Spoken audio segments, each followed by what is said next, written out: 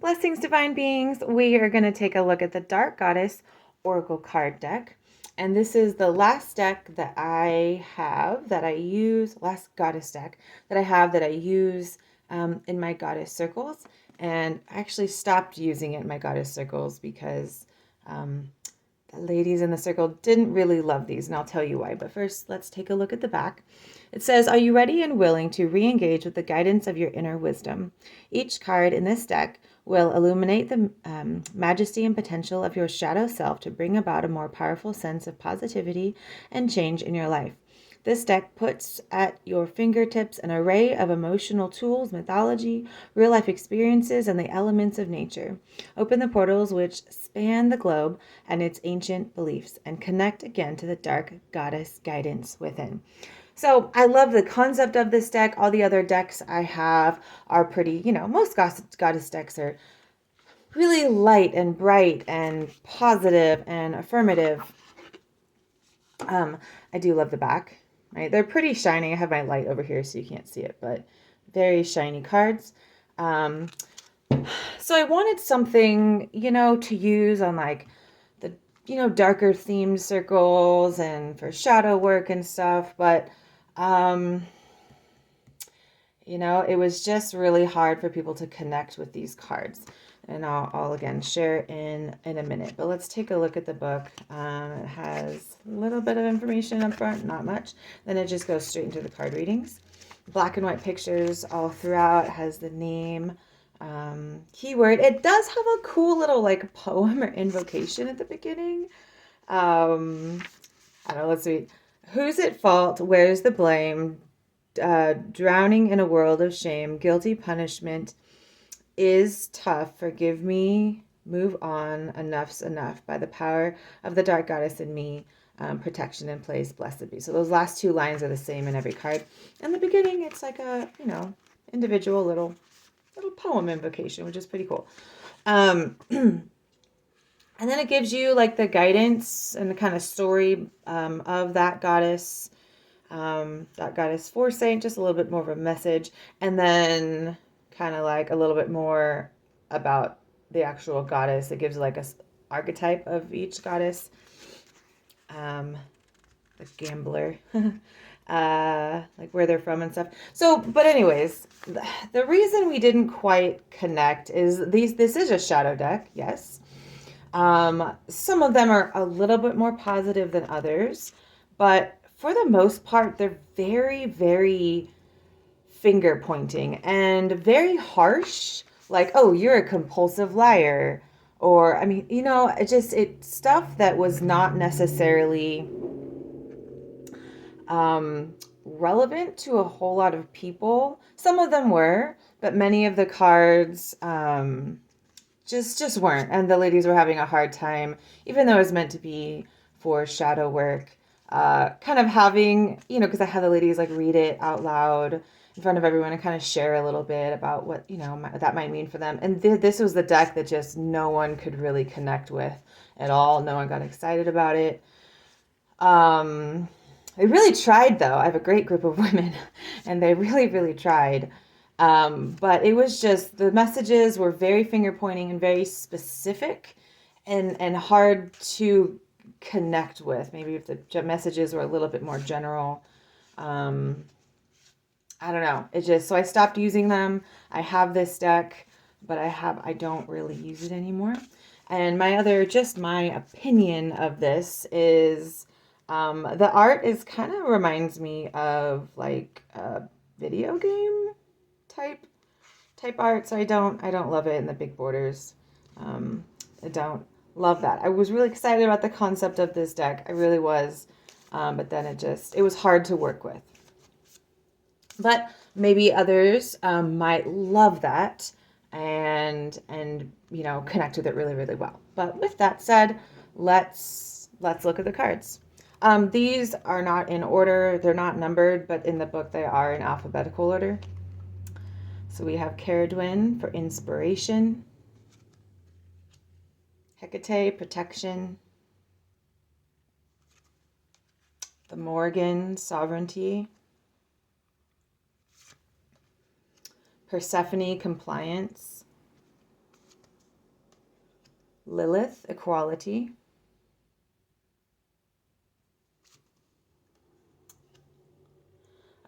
Penthesilea, guilt. And what I also did like about this deck is that it did have quite a few cards. How many are in here? 48. So it's a decent amount of cards. And there are quite a few, none that we've pulled so far, but quite a few goddesses in here that I hadn't heard of before, and I always love that. Maat, judgment. Chang'e, obsession. Kali, destruction.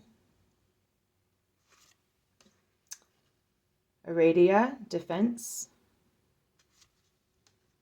Medusa, appearance.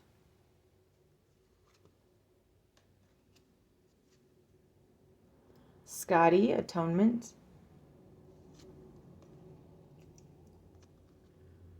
Skyla, drama. Drama.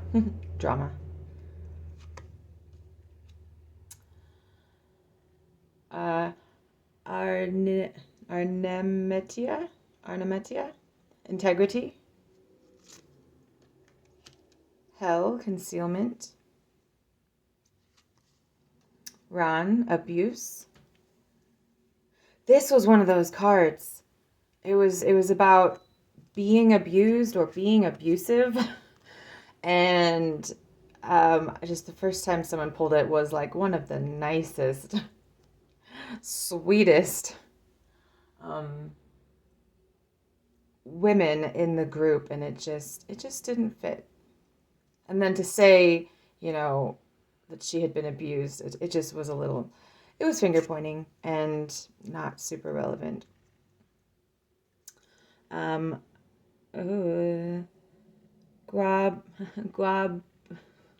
Lord. Guabansex.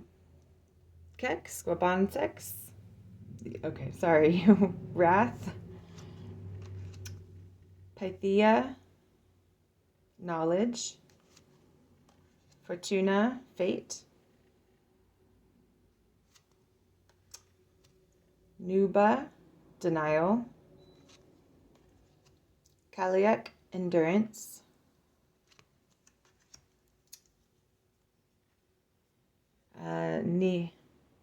Nematona, secrecy. Maeve, determination.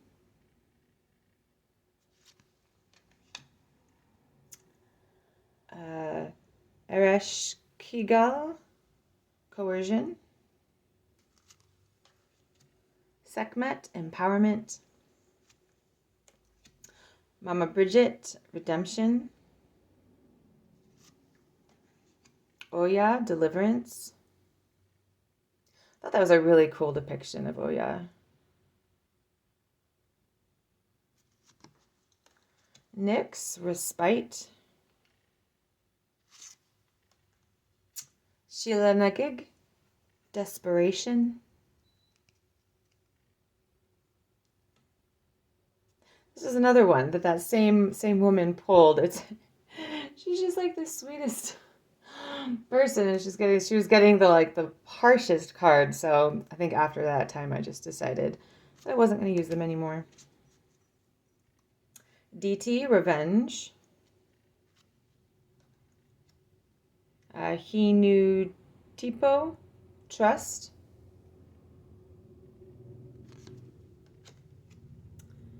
It's palpatol, purification. Baba Yaga, loss. Sedna, abandonment.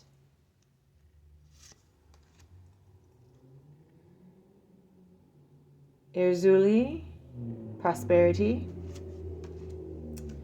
I'm going to do a reading video right after this.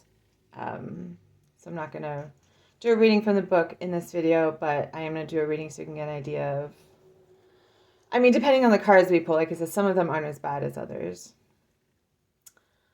Falmanac, envy.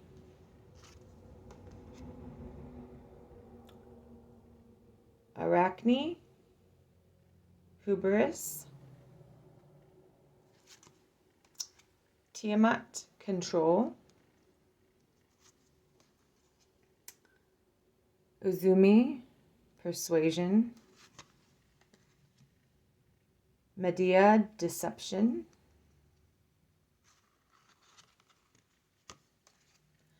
Pele, Transformation,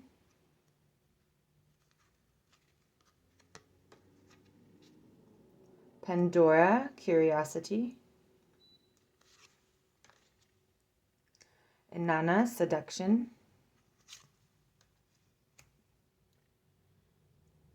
Ingana, Health,